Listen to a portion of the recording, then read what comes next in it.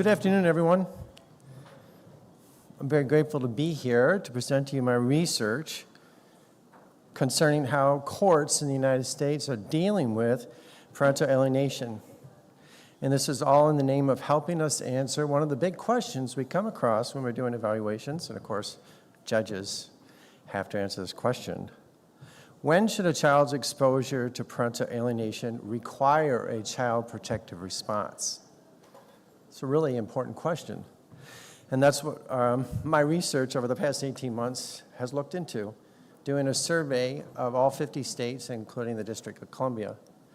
So today our learning objectives are to define and differentiate parental alienation and parental alienation syndrome, list the most commonly used parental alienation behaviors employed by alienating parents, explain why waiting for symptoms of parental alienation syndrome to appear before intervening is a form of child neglect, recognizing how type 2 errors occur when determining claims of parental alienation using models that focus on indicators of harm rather than acts of maltreatment. And lastly, integrating the peer-reviewed literature regarding child psychological abuse with the relevant research and case law on parental alienation and parental alienation syndrome. So what drives this research is my model, the parental alienation child abuse model. And basically it says that a child's exposure to parental alienation requires or should require a child protective response. It distinguishes parental alienation as a set of behaviors perpetrated by a parent that is likely to cause harm to the child's relationship with the other parent, and parental alienation syndrome as a symptomatic outcome observed in some children exposed to parental alienation. Unlike other models of parental alienation that conflate parental alienation with parental alienation syndrome, under the term parental alienation, the parental alienation child abuse model clarifies that exposure to parental alienation alone, parental alienation behaviors, regardless of whether symptoms show up in the child, constitutes a form of child psychological abuse that warrants a protective response.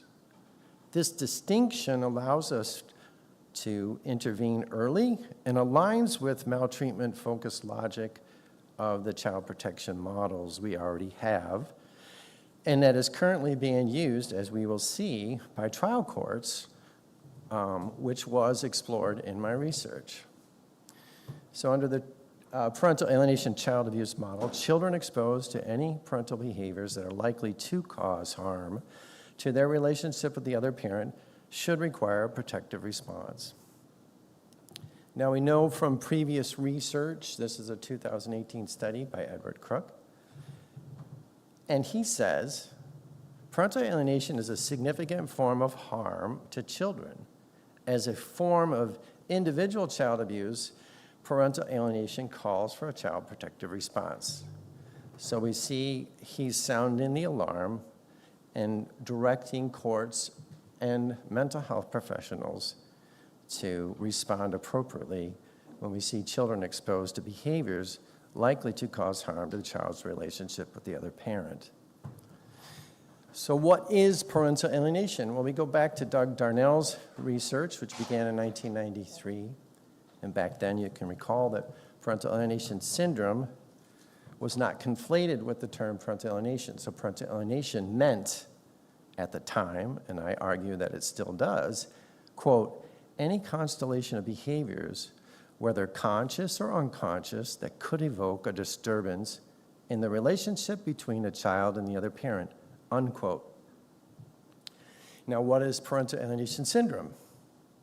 Dr. Gardner said, quote, parental alienation syndrome is a disturbance in which children are obsessed with deprecation and criticism of a parent, denigration that's unjustified and or exaggerated, unquote.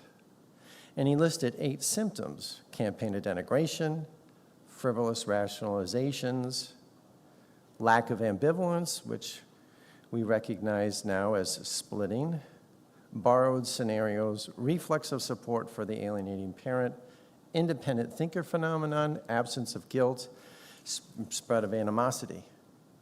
Those are the 8 symptoms, the cluster of symptoms, which Dr. Gardner defined as parental alienation syndrome. Let's take a look at what is not a diagnostic criteria for parental alienation syndrome. Reject, resist, avoid, or refuse. It's not a criteria. Why do some PA scholars believe that reject, resist, avoid, or refuse are reliable diagnostic indicators of parental alienation syndrome? Well, they fail to understand the etiology of the resist, refuse, avoid, reject dynamic in PAS. Resist, refuse, avoid, reject, I argue, is a byproduct of splitting. It doesn't happen in all cases. Not all PAS-affected children engage in splitting, and not all PAS-affected children who do engage in splitting will exhibit resistance, refusal, avoidance, or rejection. And that's from clinical observations, forensic evaluation observations, the relevant scientific research, and of course, case law. Now, Dr. Dardanelle says in his book, Divorce Casualties, parental alienation syndrome symptoms describe the child's behaviors and attitudes towards the targeted parent after the child has been effectively programmed and severely alienated from the targeted parent. That means after they've been exposed to what? Parental alienation, as he defined it. So how are PA and PAS differentiated? Parental alienation and parental alienation syndrome are 2 different phenomena. PA refers to the specific acts of maltreatment that could cause harm to the child's relationship with the other parent. And as we learned from Dr. Harmon, not always. It doesn't always. And parental alienation syndrome refers simply to the cluster of 8 symptoms that may or may not appear in a child after the child has been exposed to parental alienation. Some contemporary PA scholars have conflated PA with PAS in their operational definitions of parental alienation. For example, Burnett in 2020, quote, parental alienation is a mental condition in which a child allies strongly with one parent and rejects a relationship with the other parent without legitimate justification. A similar definition appears in the Family Court Review in 2023. Sullivan et al., quote, parental alienation is a type of parent-child contact problem where a child, for no justifiable reason, expresses negative attitudes, beliefs, and behavior toward one of his or her parents, primarily due to the preferred parent's denigrating attitudes, beliefs, and sabotaging behaviors. So what are these definitions of parental alienation, these contemporary definitions, really describing? Well, they're describing symptoms of parental alienation syndrome, not parental alienation. They're describing the symptoms that appear in the child. And these symptoms refer to what? Indicators of harm, not acts of maltreatment. So PA equals acts of maltreatment. PAS equals indicators of harm. They're 2 phenomenologically different constructs. And conflating the 2 causes problems, as we will see. Are the contemporary conflated definitions of parental alienation capable of recognizing all cases of parental alienation? The answer is no, and why not? Because not all cases of parental alienation involve A, symptoms of parental alienation syndrome, we learned that from Dr. Harmon's research, and B, a child resisting, refusing, avoiding, or rejecting a relationship with the targeted parent. Those 2 factors are not in every case of parental alienation. So these are the false assumptions concerning PA when we conflate parental alienation with parental alienation syndrome under the term parental alienation. Conflating parental alienation with parental alienation syndrome creates 2 false assumptions. 1, symptoms of PAS must be present to diagnose PA. 2, the child must be resisting, refusing, avoiding, or rejecting a relationship with the targeted parent to recognize parental alienation, i.e. the 5-factor model, the resist, refuse dynamic model, and most recently, the parent-child contact problem model. Why is this important? Any model of parental alienation that requires the presence of symptoms of parental alienation syndrome or a resist, refuse, avoid, reject dynamic fails to recognize cases of parental alienation at the beginning stages of the abuse cycle. And my research that I'm sharing with you today shows that children are abused when they are exposed to parental alienation, regardless if they ever exhibit symptoms of the syndrome, or whether they ever display rejecting, resisting, avoiding, or refusing behaviors. In fact, the resist, refuse, avoid, reject dynamic is absent in many cases of parental alienation, and if we claim PA, parental alienation, does not exist until the child resists contact or exhibits symptoms of parental alienation syndrome, we commit type 2 error. So conflation in the relevant scientific research refers to the error of treating two distinct concepts as if they're one. So the parental alienation child abuse model, as I said before, posits that a child's exposure to parental alienation requires a child protective response. Now let's take a close look at the relevant scientific research which supports this model. In the recent Handbook of the Child Maltreatment, published by Springer, Hart et al. State one of the reasons why child psychological maltreatment is a challenge to assess cases of parental alienation is that it is often labeled as emotional harm or mental injury, which is inadequate because it focuses on indicators of harm in the child rather than acts of maltreatment committed by the parent. Now, looking at the annual child maltreatment reports published by the U.S. Department of Health and Human Services, they are reporting that psychological maltreatment, which includes parental alienation, is only 6.4% of all cases of substantiated child abuse. Now, we know from the relevant research that that is inaccurate. A meta-analysis from Stoltenberg et al. Found an estimated prevalence rate when they studied 29 studies they looked at, over 7 million participants, found an estimated prevalence of emotional abuse, which includes parental alienation, 36%. So let's look at one of the good laws that helps us identify parental alienation when children are exposed to parental alienation behaviors, but before they develop the symptoms. So if you live in a state or a province that says the child has to show harm, demonstrable symptoms of significant harm before you can call it emotional abuse, it's a problem. But in Colorado and in my state of Michigan, we have similar statutes. And in this particular case, emotional abuse means either an identifiable substantial impairment to the child's intellectual or psychological functioning or development, or a substantial risk of impairment to the child's intellectual or psychological functioning or development. And this is mirrored in the Diagnostic Statistical Manual of Mental Disorders, the 5th edition, which came out, in 2013, and was recently updated in 2022. Child psychological abuse is any non-accidental verbal or symbolic acts by a child's parent or caregiver that results or has reasonable potential to result in significant psychological harm. So what does this mean in terms of identifying parental alienation as a form of child psychological abuse? Well, exposure. Evidence of a child's exposure to parental behaviors that are likely to cause symptoms of parental alienation syndrome, and we're talking about acts of maltreatment, is child psychological abuse. It's right there. You don't have to go any further. You can cite right to it. And then, of course, this is the either or. Impact. Evidence of a child's exposure to parental behaviors that have already caused symptoms of parental alienation syndrome is child psychological abuse. So recognizing parental alienation child abuse happens in two ways. We have two types of measurement. One, the first thing I look for as an evaluator, has a child been exposed to parental alienation behaviors, any parental behaviors likely to cause harm to the child's relationship with the other parent? If the answer is yes, it's parental alienation, and it's psychological abuse. It's that simple.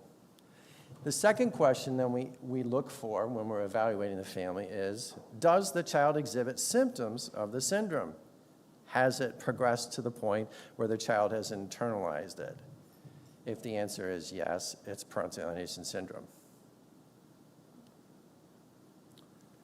So we're going to go through quickly some of the most common recognized parental alienation behaviors in parental alienation: bad-mouthing, telling the targeted parent, telling the child the targeted parent doesn't really love them, communicating to the child the targeted parent is dangerous when they're not, limiting contact with the targeted parent for non-protective reasons, belittling the targeted parent in front of the child, inducing conflict between the child and the targeted parent, confiding in the child about the marital relationship, forcing the child to reject the targeted parent, forcing the child to choose between his or her parents, and withdrawing love and getting angry if the child shows positive feelings for the targeted parent. Now, the study you see on the slide, there's 56 of these behaviors that they recognized way back in 2006, and that was Doug Darnell and Amy Baker.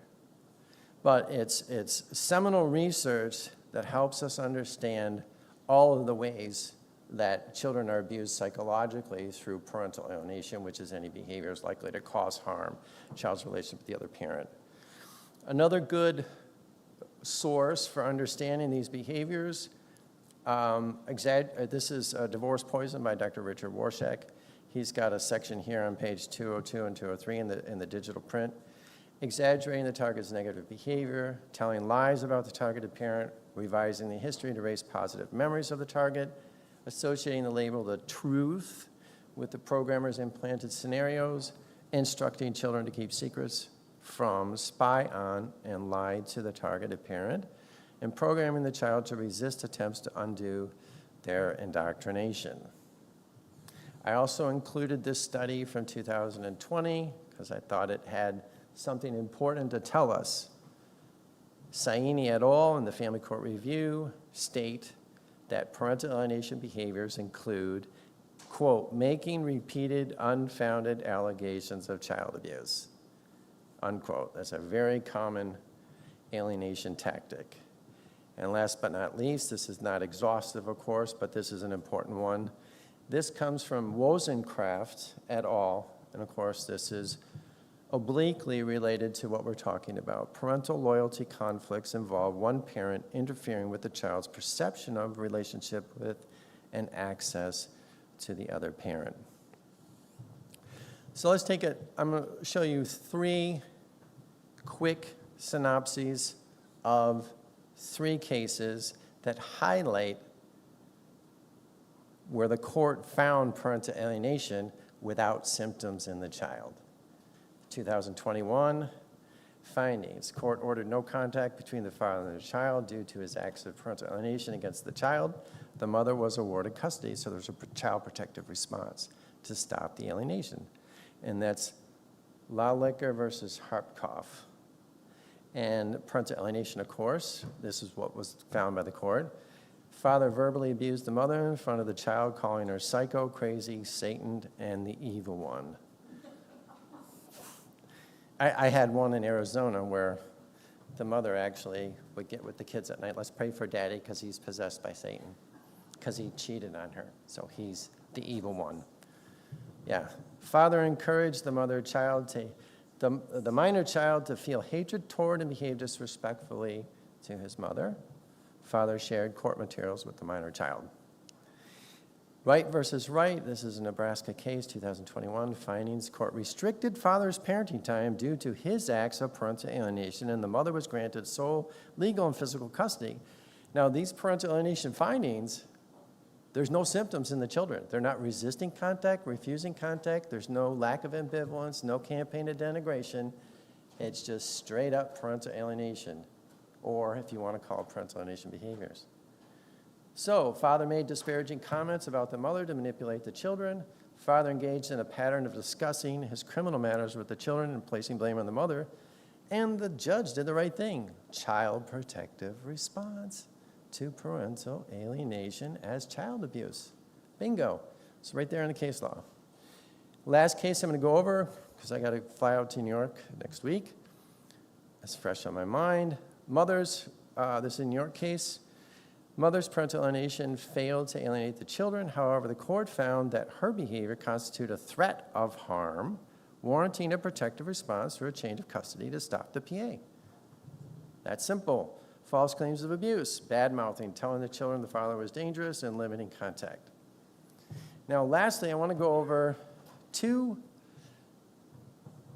forms of parental alienation behaviors that are from the Claymore and Rivlin brainwashing book, Programming and Brainwashing Children.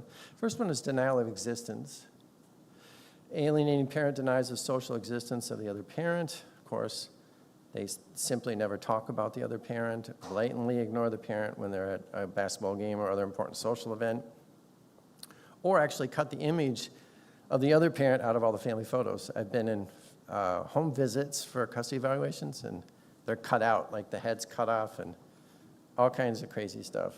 And of course, the tertiary thing that happens here, this is a corrupting emotional abuse because it teaches and models for the children to engage in ignoring emotional abuse of another family member. So this is a learned behavior, and that's why it's so bad. And so when you're explaining this to courts, you can say that. Rewriting reality technique. And I want to highlight this because we're going to look at 2 cases that show the result if we don't stop it before the kids develop symptoms. Now, the brainwashing process doesn't happen overnight, but the rewriting reality is a drip, drip, drip, drip, drip, and over time, eventually, some children give in, and long enough, and a lot of them give in. The parent attempts to convince the child to doubt his or her ability to perceive reality, mostly through confusion. The child observes the scenario from beginning to end, but as the brainwashing parent repetitively goes over the scenario, resists the child's interpretation, the original and true reality is ultimately filtered out. The rewritten script is eventually adopted. So let's look at the case out of Texas. The reason why I'm including these is these next 2 cases highlight the reason why we don't want to wait till children are brainwashed and exhibiting PAS before we intervene. This is a Texas case where a 10-year-old boy shot and killed his father at the direction of the mother. So here's an excerpt from a program on MSNBC. He used the kids to hurt him. Called him up, put the phone down, and then told the children, Dad never loved you. Dad didn't ever want you. She's telling the children this. While he's on his phone and he can't do anything and he can't do anything about it. And they say Deborah was violent too. She threatened to inject him with insulin while he was sleeping. Deborah was arrested and jailed for that threat, but always maintained it was a joke and was never convicted of anything. As for Deborah's most serious allegation that Rick sexually abused his older son, his friends and his divorce attorney, Kathleen Collins, say it's outrageous. It is the most ridiculous, baseless, groundless accusation that I have ever heard. And the only person that believes it is Deborah Geisler. Rick always denied the allegations of sexual abuse, and no charges were ever filed. Rick even passed 2 polygraph tests. Rick's friends say Deborah concocted the story, convinced her son to believe it, and then shopped the allegations to 4 different law enforcement agencies. And they say even when the charges were not substantiated, Deborah threatened to pursue them anyway. I want to speak to my son, unless you want me to call the police or child abuse. Call the police. Okay. It worked the last time when you lied, Deb. Why not lie again? Oh, no, I didn't lie. You lied. No, I didn't. 2 detectives said you were not credible. Oh, wait till you get the next round. What's the next round, Deb? Oh, stay tuned. She is a sadistic, mean, vindictive woman. Very vindictive. She was relentless in her pursuit to try to destroy Rick. Rick's friends. This went on for several years before it got to this point. In the next clip, we're going to see how the 10-year-old boy, Eric, heard his mother tell his, or the younger brother, 8-year-old, heard his mother tell his brother, Eric, to shoot his dad. And there was something else. A school paper the younger child later wrote about the day his dad died. The assignment was to write about a day you were afraid, and he wrote about the day that his father died. He wrote that he heard his mother tell his brother to shoot his dad.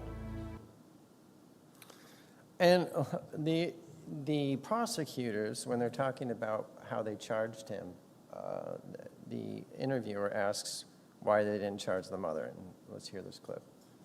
Why did this boy kill his dad? The short answer is because he was angry. The simple answer is that he had become so alienated from his dad, and he, in his mind, Dad was really the source of all of his problems. And if you eliminated Dad, you eliminated the problem. Do you think Deb Geisler played a role in this?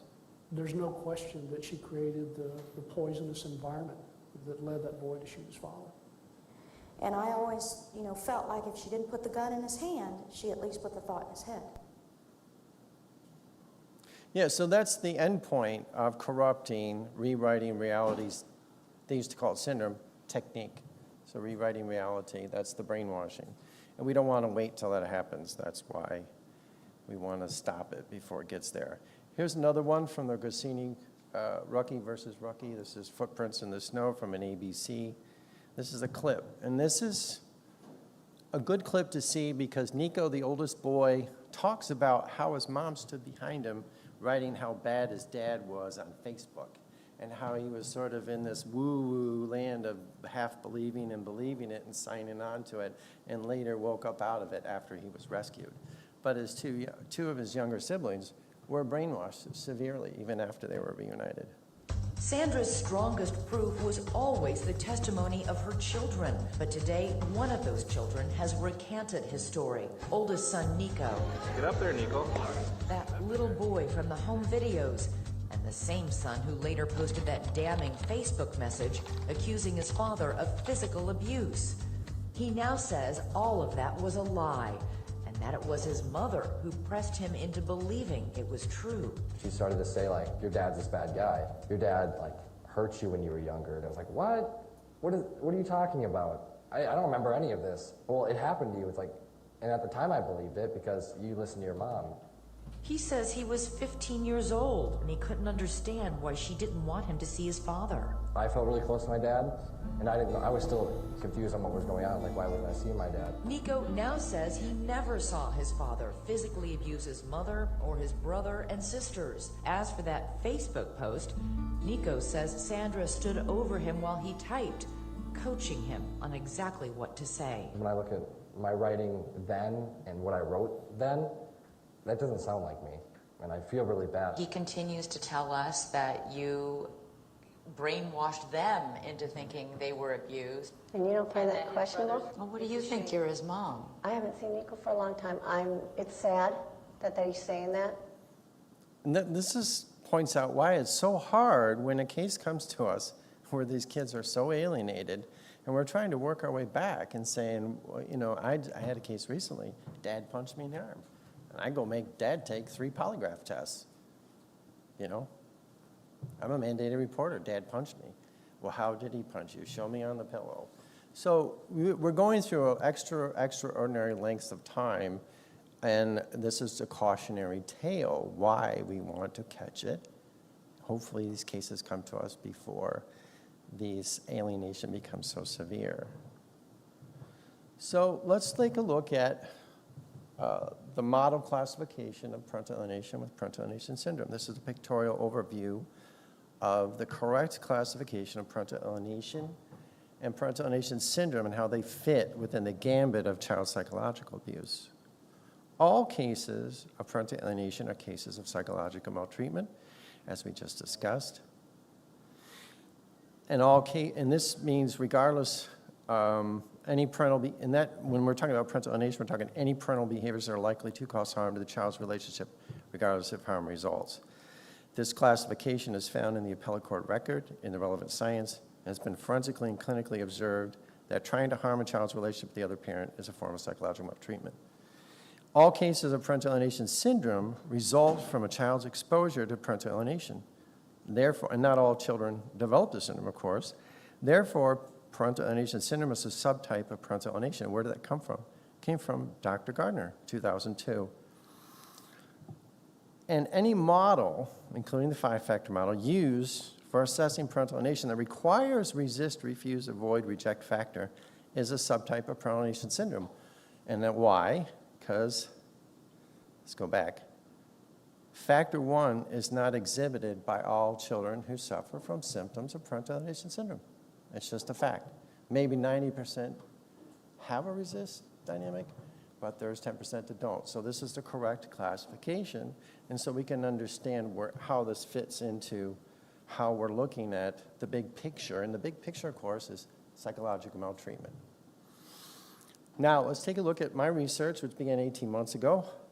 I wanted to find out how judges across all 50 states and the District of Columbia, one case, were dealing with parental alienation. So we wanted to find out how are trial court judges determining whether parental alienation was present? And did the trial court take a protective response after they found parental alienation? So we did a Westlaw query, simple, quote, parental alienation, unquote. 50 states, DC returned 1,452 appellate court cases that discussed parental alienation, but our inclusion criteria were cases where the trial court not just discussed it, but considered it as a factor and made a ruling on whether or not it was in the case and whether, considered it. So our exclusion criteria cases where the trial court did not consider it. And so we ended up with 1,259 cases that met our inclusion criteria. And our coding process was we were asking these questions. Was parental alienation found by the trial court? If PA was found, did the trial court find it by symptoms in the child or parental alienation child abuse, as we just discussed? That means exposure to parental alienation behaviors.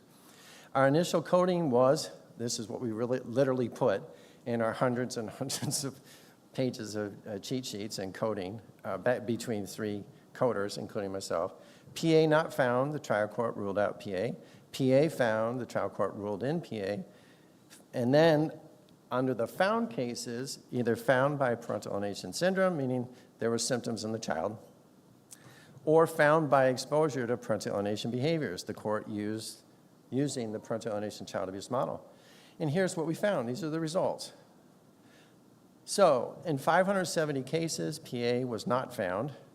And in 689 cases, PA was found. So that's 55% versus 45%. And of the PA found cases, roughly 72% of them, 495 cases, the trial courts found them by symptoms in the child. And the remaining 28%, this is the good news, the trial courts recognized that exposure to parental alienation behaviors or parental alienation required a child protective response. And the majority, 99% of these, they took protective action in the found cases, which is a good sign. So this is our key finding, one of them. Trial court judges are using the parental alienation child abuse model, viewing a child's exposure to acts of parental alienation as requiring a protective response, reversal of custody or changing custody, modifying it in such a way as to protect the children from further abuse. So next, we turned our analysis to looking back at the cases where the trial court did not find parental alienation. We investigated whether the trial court committed a type 2 error, which means a false negative finding, saying parental alienation was not there when it really was. And good news is it was lower than what we thought. We thought that the error rate was higher, but it was still unacceptably high. And then we had to dig down and find out why. So 198 cases of the found cases, or not found, excuse me, parental alienation was properly ruled out, that's 72%, and the remaining 56 cases were type 2 errors. So the key finding here is that some trial courts misunderstood and or misapplied the relevant science. Oops, this did not show up. I was going to show you my cheat sheet. So we're up to 15 states out of the 50 states, so we're still in the process of coding. So those numbers may shift slightly. But I wanted to give you an indication that in some states you'll have 0 type 2 errors, and in some cases you'll have a lot of type 2 errors.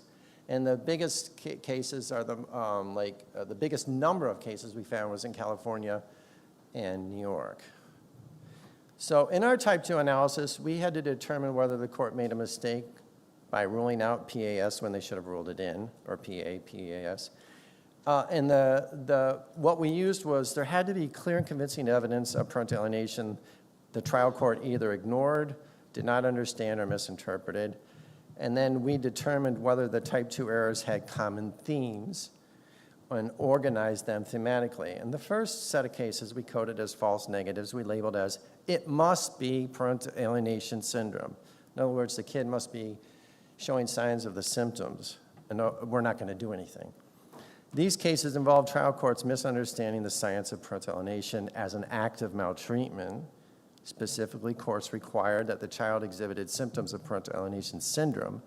In these cases, the court's rationale was essentially, a child's exposure to parental alienation does not warrant a child protective response unless the children are showing symptoms of parental alienation syndrome.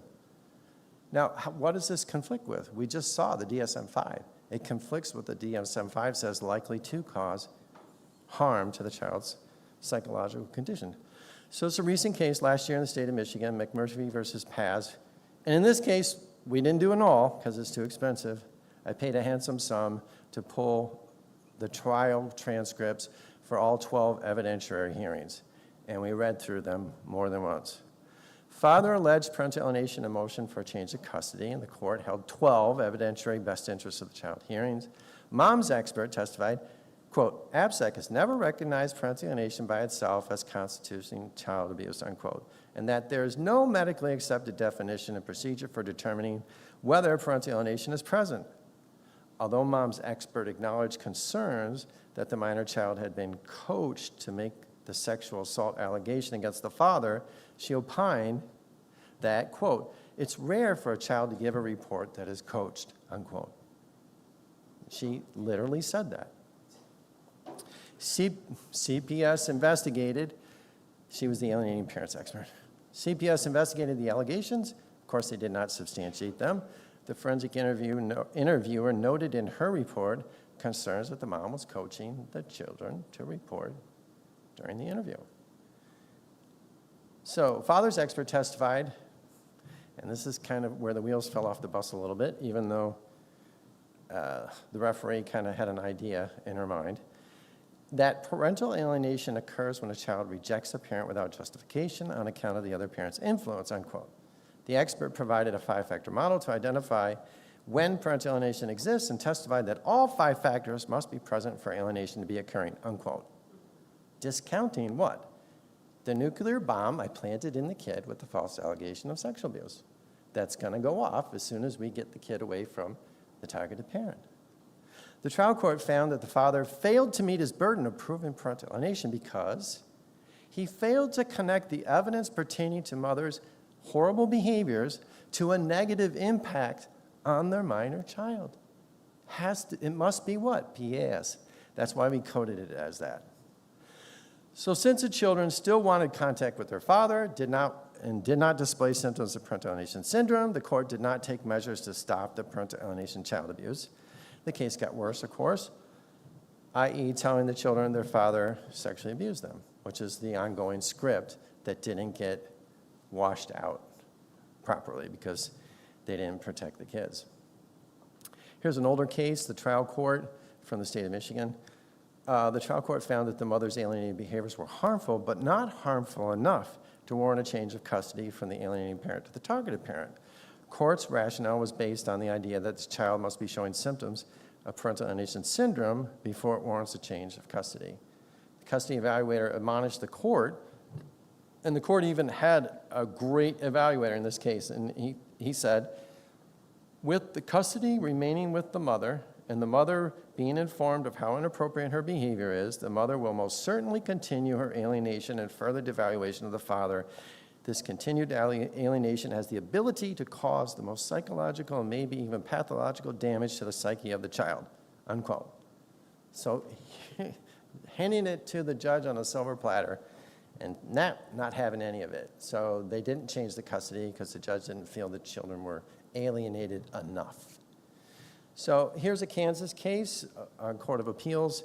upheld a trial court decision granting primary residential custody to the mother, despite evidence in the trial court record of parental alienation behaviors that exposed the child to significant psychological risks. Trial court concluded that there was no clear evidence of psychological harm, emphasizing that the child appeared well-adjusted, performed well in school, and maintained a functional relationship with the father.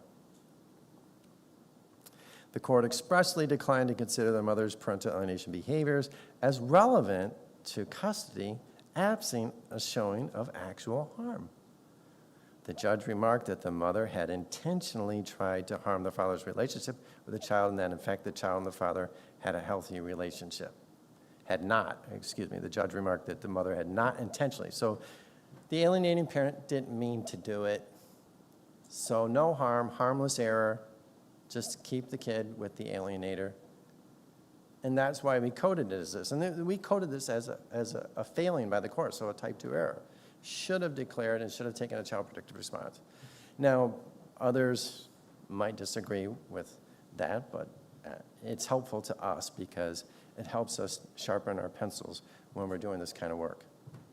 So analysis. In this particular set of cases, this is just 3 out of many. What went wrong? The courts failed to recognize parental alienation as abuse based on the mistaken belief that a child must be exhibiting symptoms of PAS or RRD. What can we do about it? We can teach courts that a child's exposure to parental behaviors likely to cause harm to the child's relationship with the other parent should require a protective response, even in the absence of symptoms of PAS or resist, refuse, avoid, reject. The next set of cases, the second, we coded as false negatives, involved trial courts concluding that even when children exhibited severe symptoms of parental alienation syndrome, it would be less harmful to place them in the custody of the alienating parent rather than the targeted parent. The most common rationale, often echoed by professionals and adopted by the court, was the belief that the child would suffer greater emotional harm from being separated from the alienating parent than from being reunited with the non-abusive targeted parent. And this is a failure on many levels, but let's look at one of the cases, Krieger versus Krieger. There was substantial evidence, this is a quote from the trial court in the appellate court record. There was a substantial evidence that the defendant over a period of several years alienated the children from the plaintiff father and plaintiff's family, spoke derisively of plaintiff father to the children, and condoned and encouraged the children to make plaintiff's visitation with them difficult and unpleasant, unquote. Quote, we affirm the trial court's custody award to the defendant mother because it's questionable whether an award to the plaintiff father would have any significant chance of succeeding. These are the people in the robes at the appellate court level. I don't think it's going to happen. Pull the plug. Flatline. DOA. So in this 2023 case, we have another example of this. In re MB, and this is California appellate court case, the trial court affirmed a juvenile court's decision to terminate the father's reunification services and maintain the child's in the mother's sole care, despite acknowledging that the child had become deeply alienated from the father due to the mother's conduct. This exemplifies the too alienated to protect fallacy, where the court recognized parental alienation, but declined to act protectively because they felt the child's hostility was too entrenched. I've had a few cases like this. And the judge actually says to the alienating parent, go bring her to court. It's a 15-year-old child, screaming and crying, comes into court, screaming, no, I can't go with you, runs out, have to grab her, put her in the truck. She gets home, and then I get a text message. She jumped out of the window, said, call the police, help, would rather be in the hospital on a psychiatric hold than be with her targeted parent. So we do have those kinds of cases. So they're all individual, and I'm not, I don't have the trial court record, but this just typifies how important it is that we exhaust every effort to try and save kids who are being severely alienated. So the appellate court affirmed this decision, reasoning that the child's refusal to reunify rendered further service is futile, so they're giving up. Both the trial court and juvenile court concluded the reunification was no longer in the child's best interest, based solely on her unwarranted rejection of her father. This case epitomizes the failure to protect a child from parental alienation because the parental alienation had already worked. Court acknowledged the alienation, but instead of removing the child from the psychologically abusive environment, it left her there, effectively rewarding the alienating parent and punishing the targeted parent. The rationale that separation would cause more harm than the alienation itself. We're going to move on. Let's go to the third, our analysis here, and we kind of covered this. In these examples, the child's too alienated. Type 2 errors, the courts failed to act despite clear evidence of harm from the children's exposure to parental alienation, resulting in the children remaining with the abusive parent, while the non-abusive targeted parent was permanently erased from the children's lives. What can we do about it? Teach courts how to intervene and stop alienation as soon as there is evidence of the child's exposure to parental alienation. Because typically when you get this far, and maybe they are too far gone, there's some point in the past where somebody could have done something. If you look back and you've done autopsies on these cases like I have, you go, oops, oops, oops, oops, oops. So it's both parents' fault. This is just one case. This is another one we call, it's both parents' fault. The trial court failed to do a but-for causation analysis of the parental alienation evidence, resulting in its finding that both parents individually characteristically, both parties' individual characteristics resulted in a co-equal toxicity. It's both parents' fault. Now, but-for causation analysis simply means but for this child's exposure to parental alienation, they wouldn't be exhibiting the symptoms. So if you have a targeted parent who's goofy, quirky, and weird, and they do non-alienating behaviors, it's not the same as an alienating behaviors, and we don't measure them the same way. So mother's quirky behaviors, this case it was an alienated mother, were not risking harm to the child's relationship with the father. This is not a hybrid case. Father's alienating behaviors were causing harm to the children's relationship with their mother. The Court of Appeals found that the great weight of the evidence supported a finding that the father had exposed the children to parental alienation that was causing harm to the children's relationship with their mother, warranting a reversal of the trial court's ruling that the father had primary physical custody. I believe this was, one of the cases was Stanley Claywar testified in, did a phenomenal job, and it was reversed. I don't know what happened at the trial court level after it went back, but it shows you that there was a type 2 error at the trial court level, and this is primarily where our research was looking at. So there was one other that we're working on, error on the side of caution. This is a common one, type 2 error, where they just yank the kids and they say, oh, well, there's just an allegation, and we just have to err on the side of caution. And then a few moments later, 10 months later, a year later, oh, we were wrong about that. Too late, 10 months of abuse, 10 months of alienation, and we may have started with one thing, and now we have something else that's 10 times worse. So to recap, so we can get to some questions and answers, our key finding is that judges are finding parental alienation 55% of the time it's alleged. In 72% of the cases where a judge found parental alienation, the court used the PAS model, and with the remaining 28%, the court used the PA child abuse model. Judges are ruling out parental alienation 45% of the time it is alleged, with an estimated error rate, type 2 error rate of 22%. Now, it could be lower, it could be higher. We've only gotten through 15 states. Another key finding is the use of the parental alienation child abuse model is predicted to reduce type 2 errors. In other words, recognizing that a parent's behaviors towards a child that are likely to cause harm to the child's relationship with the other parent, even if harm never results, requires a child protective response. It may lead to greater recognition of parental alienation as a form of child psychological maltreatment that requires a protective response, especially in cases where there's an absence of symptoms of PAS or the resist, refuse, avoid, reject dynamic. So some of the limitations, we did not analyze for type 1 errors where the trial courts might have found parental alienation that was not really present. The data we analyzed was limited to what was in the appellate court records, excepting a few cases where we had access to the trial court records. And the implications are, courts have been and continue to recognize the term parental alienation as a form of child psychological abuse. They're saying that term means a parent's abusing the child with alienating behaviors, and they call it parental alienation, and there's no symptoms of parental alienation syndrome.